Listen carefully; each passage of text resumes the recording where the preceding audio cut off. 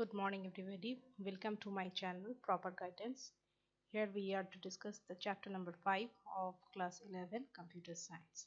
We have already discussed 4 chapters previously in the previous classes, and today we will learn about the programming language Python. Getting started with Python. Those who are new to my class, please go through all the previous chapters for your convenience. And now we will learn how to getting started with Python. First of all, we will check the introduction part of Python. Okay, so introduction to Python. We have written algorithms for different problems in chapter number 4. Let us now move a step further and create programs using any version of Python 3. But before learning about Python programming language, let us understand what is a programming language and how it works. This is very important part. What is a programming language and how it works? Okay. Look. An ordered set of instructions.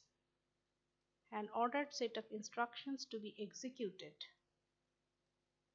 by a computer to carry out a specific task is called a program, and the language used to specify this set of instructions to the computer is called a programming language. Okay, so as we know that computers understand the language of zeros and ones only, which is called machine level language or low level language. However, it is difficult for humans to write or comprehend instructions using zeros and ones only. This led to the advent of high-level programming languages like Python, C++, Visual Basic, PHP, Java that are easier to manage by humans but are not directly understood by the computer. A program written in a high-level language is called source code. Look, a program written in a high-level language is called source code. Recall from chapter number 1 that language translators like compilers and interpreters are needed to translate the source code into machine level language. Okay. Compilers and interpreters are needed to translate the source code into machine level language. Now, Python uses an interpreter to convert its instructions into machine language. So we learn here that Python uses an interpreter to convert its instructions into machine language so that it can be understood by the computer. An interpreter processes the program statements one by one, first translating and then executing. First translating and then executing. This process is continued until an error is encountered or the whole program is executed successfully. This process is continued successfully, right? Do you understand? Is it clear to you? Now, we've discussed about what is a compiler.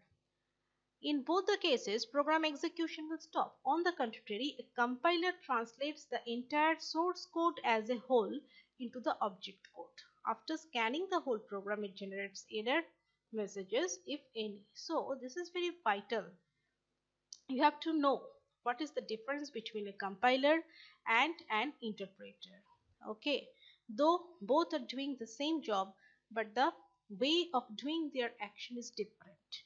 Okay, for example of compiler, it translates the entire source code at a time as a whole, whereas an interpreter will translate line by line.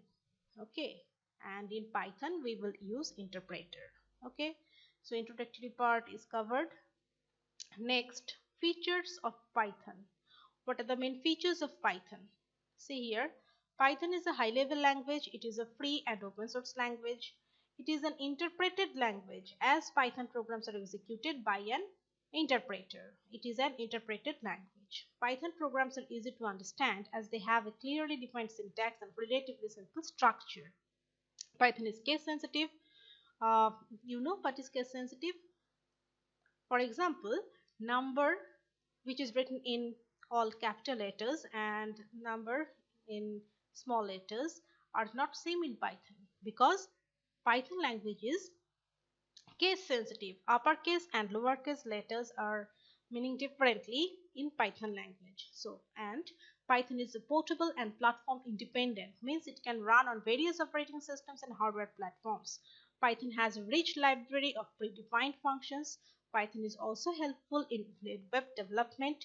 Many popular web services and applications are built using Python. Python uses indentation for blocks and nested blocks. Okay, so these are the main features of Python. The most important feature is Python is a high level language. It is a free and open source language. This is also a very good feature, that is free and high level language. Then executed by an interpreter. Next, Python programs are easy to understand as they have a clearly defined syntax and relatively simple structure. Then is portable and platform independent in nature. Python is a rich library of predefined functions. Python is also helpful in web development. These are the key features of Python. Okay. Now working with Python. Now how to work with Python. The introductory part is completed. We just know about that how to getting started with Python language. Introductory part is completed here, and feature of Python is also completed here. Next, working with Python. To write and run a Python program, we need to have a Python interpreter installed in our computer. This is the main thing, right? Whenever we are going to write down any programming language, we have to install that one in our computer first, or we can use any online Python interpreter, right? The interpreter is also called Python shell. The sample screen is here, you can check it from there. In the above screen, here we can see in the above screen this symbol is the Python prompt, okay, which indicates that the interpreter is ready to take instructions. We can type commands or statements on this prompt to execute them using a Python interpreter, right? Now, execution modes. How many execution modes in Python? There are two ways to use the Python interpreter. First of all, interactive mode, and secondly, script mode. Now, what is an interactive mode? Interactive mode allows execution of individual statement instantaneously, whereas script mode allows us to write more than one instruction in a file called Python source code file that can be executed. Interactive mode. To work in the interactive mode, we can simply type a Python statement on the prompt directly, right? As soon as we press enter, the interpreter executes the statement and displays the result here. See, 1 plus 2, 3. 4 minus 2, 2. Hello plus world, hello world.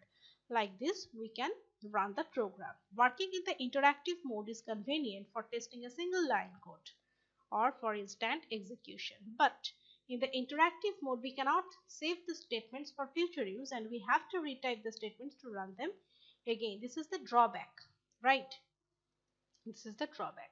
Now script mode. What is script mode? In the script mode, we can write a Python program in a file, save it, and then use the interpreter to execute it.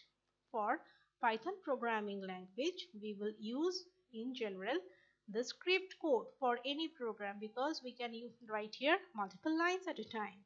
Then we have to save it and then use the interpreter to execute it also. Python scripts are saved as files where file name has extension .py. .py is the extension of Python file. By default, the Python script is saved in the Python installation folder.